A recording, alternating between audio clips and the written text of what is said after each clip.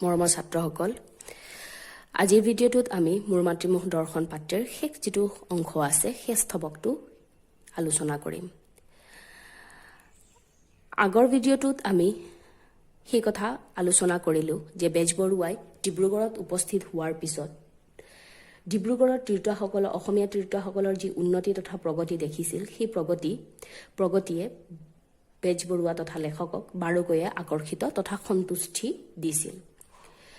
ইয়াৰ পিছত বেজবৰুৱাই থিয়েটাৰ অৰ্থাৎ ৰংগশালৰ ক্ষেত্ৰতো যি উন্নতি দেখিলে তাক দেখি তেওঁ আনন্দিত হৈ পৰিছিল আৰু সেই কথাও পাঠটিত প্ৰকাশ কৰিছিল। ডিব্ৰুগড়ৰ থিয়েটাৰৰ কথা উল্লেখ কৰি কৈছিল যে ডিব্ৰুগড়ৰ অসমীয়া ডেকাসকলৰ উদ্যোগতেই তথা প্ৰচেষ্টাতে থিয়েটাৰ তথা ৰংগশালটি উন্নতি প্ৰতিষ্ঠা সমৃদ্ধি হৈছে। সেই ৰংগশালত সভা সমিতি, থিয়েটাৰ, যাত্ৰা, গান আৰু ভাওনা আদি হৈছিল। থিয়েটাৰৰ চিত্ৰপটবিলাক যিবিলাক চিত্ৰ দেখুওৱা হৈছিল, সেই চিত্ৰবিলাক অসমীয়া চিত্ৰবিদ ডেকাসকলৰ দ্বাৰাহে অংকিত কৰা হৈছিল আৰু সেইবোৰক বেজবৰুৱাই কলিকতাৰ ব্যৱসায়িক যিসকল চিত্ৰবিদ্যাত নিপুণ আছিলে, সেই ব্যৱসায়িকসকলৰ তথা চিত্ৰবিদ্যাত নিপুণ থকা ব্যক্তিসকলৰ লগত তুলনা কৰিছিল আৰু কৈছিল যে সেইসকলতকৈ কোনো গুণেই আমাৰ ডেকাসকল কম নহয়। নাট্যকলাত ডিব্ৰুগড়ৰ যিসকল সম্ভ্ৰান্ত ডেকা আছিলে, সেই ডেকাসকলৰ আশাতীভাৱে উন্নতি লাভ কৰা দেখি বেজবৰুৱা অতিকৈ আনন্দিত হৈছিল। পেইণ্টিং আৰু ফটোগ্ৰাফীৰ স্নেহাস্পদ মুক্তানাথ বৰদলৈৰ কৃতিত্ব এই ক্ষেত্ৰত তেওঁ উল্লেখ কৰিছে যে মুক্তানাথ বৰদলৈ কি আছিল, পেইণ্টিং আৰু ফটোগ্ৰাফীত নিপুণ ব্যক্তি আছিলে বা চিত্ৰকলাবিদ আছিল শ্ৰীযুত মুক্তানাথ বৰদলৈ। তোমালোকৰ প্ৰশ্ন এনেকৈ আহিব পাৰে যে মুক্তানাথ বৰদলৈ কোন আছিলে? তেতিয়া কি লিখিব লাগিব? পেইণ্টিং আৰু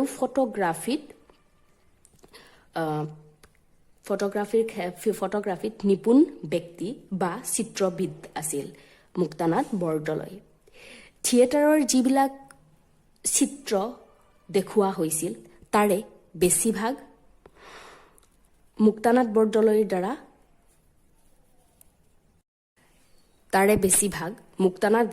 দ্বাৰা অংকিত আৰু তেওঁৰ এখন ষ্টুডিঅ' আছিলে, যিখন ষ্টুডিঅ'ত বেজবৰুৱা গৈছিলেও। তাত তেওঁৰ হাতত চিত্ৰবোৰ দেখি ষ্টুডিঅ'খনত যিবিলাক চিত্ৰ সজোৱা আছিলে, সেই চিত্ৰবিলাক দেখি বেজবৰুৱা বৰ সন্তুষ্ট লাভ কৰিছিল আৰু তেওঁ উল্লেখ কৰিছিল যদি এই ষ্টুডিঅ'খন যদি কলিকতাত থাকিলেহেঁতেন বা পাতিব পাৰিলেহেঁতেন তেন্তে বোধ কৰোঁ তেওঁৰ সমকক্ষ দ্বিতীয়জন নোলালহেঁতেন। অৰ্থাৎ তেওঁ ইমানেই নিপুণ চিত্ৰবিদ্যা তথা পেইণ্টিং আৰু ফটোগ্ৰাফীত নিপুণ আছিল। ডেকাসকলে পূজাৰ সময়ত বা তেনেকুৱা ধৰণৰ অনুষ্ঠানত নাট অভিনয় কৰিছিল। অৱশ্যে আটাইবোৰ নাট বেজবৰুৱাই দেখা নাছিল যদিও যিকেইটা নাট দেখিবলৈ সুযোগ পাইছিল তেওঁ তাৰ কাৰণে নিজকে সৌভাগ্যৱান বুলি ভাবিছিল আৰু সন্তোষ লাভ কৰিছিল সেই নাটকসমূহ উপলব্ধি কৰি। নাটকসমূহত যি সাজসজ্জা, চিত্ৰপট, ভাৱপূৰ্ণ অভিনয়, ইয়াৰ উপৰিও সংগীত আৰু নৃত্যবিলাক দেখি বেজবৰুৱা অতিকৈ আনন্দিত হৈছিল। কালত তেওঁলোকে যে আৰু উন্নতি লাভ কৰিব এই ক্ষেত্ৰত লেখক আশাবাদী। চিত্ৰকলাবিদ শ্ৰীযুত মুক্তানাথ বৰদলৈৰ কৃতিত্বত কমেডি এক্টিঙো, অৰ্থাৎ কমেডি এক্টিং মানে হাস্যৰ ৰস, য'ত যিবিলাক নাটকৰ যোগেদি হাঁহিৰ সুৰাস যোগোৱা হয় বা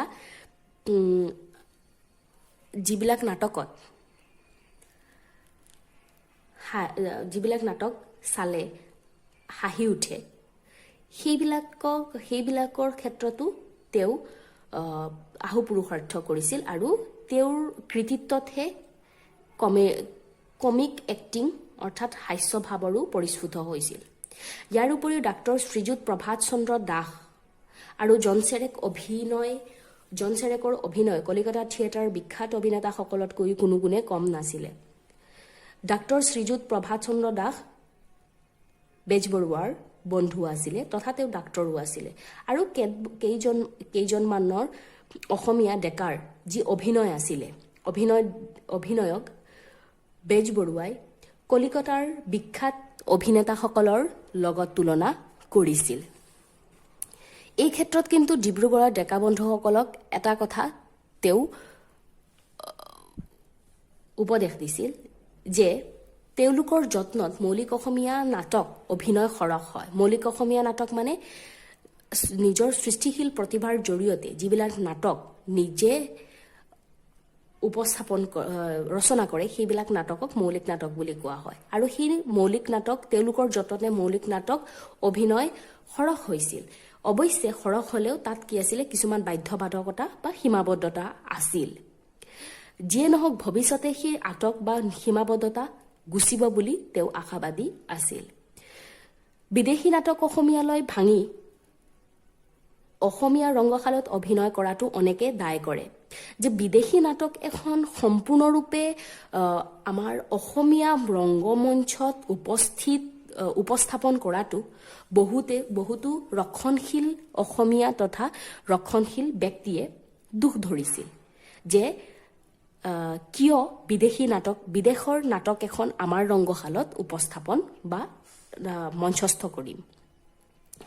এই ক্ষেত্ৰত বেজবৰুৱাই সম্পূৰ্ণৰূপে সমৰ্থক কৰিছিল তেনেকুৱা নহয়, তেওঁ সম্পূৰ্ণৰূপে সমৰ্থক কৰা নাছিল। কিন্তু বিদেশী ভাষাত নাটক একেবাৰেই অসমীয়া ৰংগশালৰ বাহিৰ কৰি দিয়াটো সেইটো বিৰোধিতা কৰিছিল। সেই বুলিয়ে যে বিদেশী নাটক মঞ্চস্থ কৰিব নালাগে বুলিয়ে যে সম্পূৰ্ণৰূপে বিদেশী নাটক আমাৰ ৰংগশালৰ পৰা বাহিৰ কৰি দিম সেই কথা কিন্তু বেজবৰুৱাই গ্ৰহণ কৰা নাছিল তথা সেই কথাৰ বিৰোধিতাহে কৰিছিল। অৱশ্যে যদি তাৰ অনুবাদ প্ৰকৃত অসমীয়া হয় অসমীয়া পেটত সি জিন যোৱা হয়, যদি সেই অনুবাদটো বিদেশী নাটকৰ অনুবাদ অসমীয়াৰ ৰহন সানি যদি অসমীয়া গড়ত উপস্থাপন কৰা যায় সেইটো কিন্তু আমাৰ অসমীয়াৰহে হৈ পৰিব। ভাল বিদেশী নাটকৰ উৎকৃষ্ট ভাৱ সম্পদেৰে অসমীয়া সাহিত্যৰ সৌন্দৰ্য বঢ়োৱাটো অতি শুভন কথা।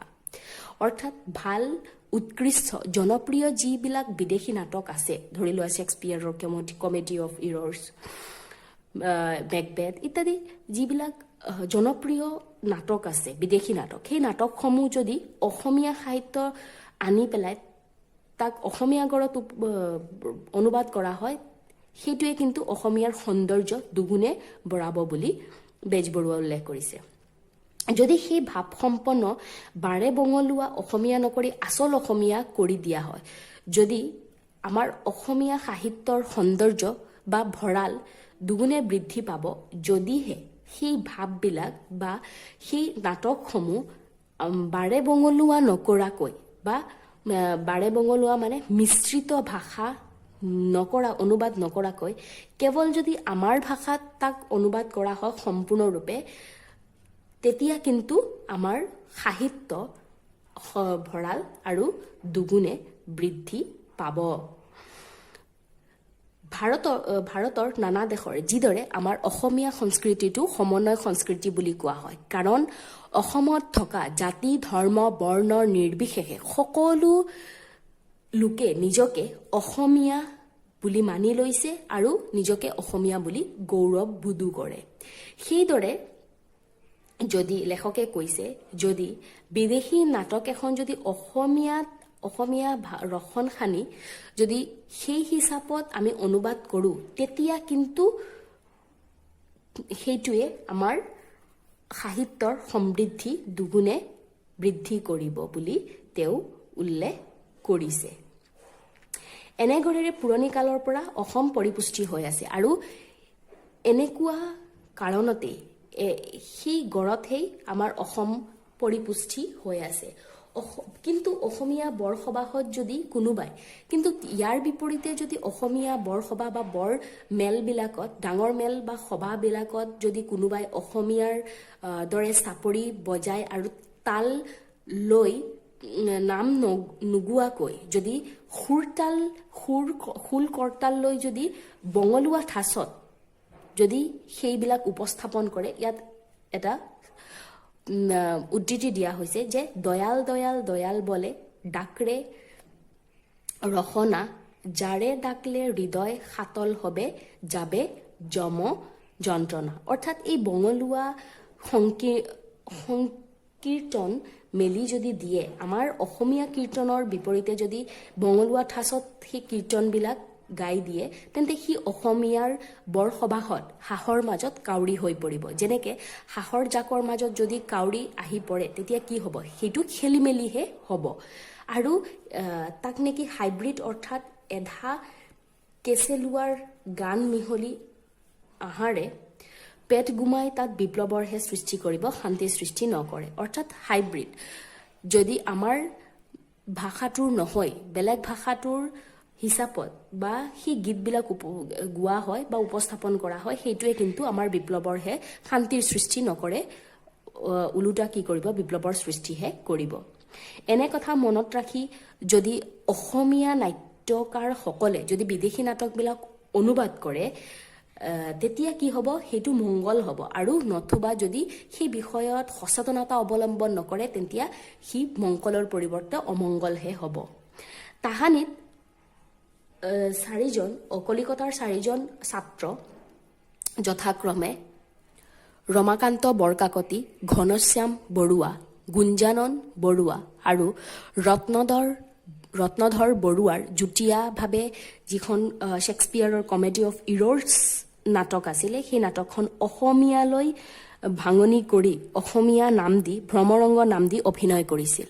আৰু এই ক্ষেত্ৰত অনুবাদকৰ পৰা কিছু আঁতৰত বা অনুবাদকৰ লগত যদিও লেখক পৰা নাই বা সেই শাৰীত পৰা নাই, অনুবাদকৰ শাৰীত পৰা নাই সেই ছাত্ৰসকল বা লেখকসকল, তথাপিও তেওঁৰ হাত যে সেই অনুবাদকৰ ওচৰ নুফুৰিছিল তেনেকুৱা নহয়।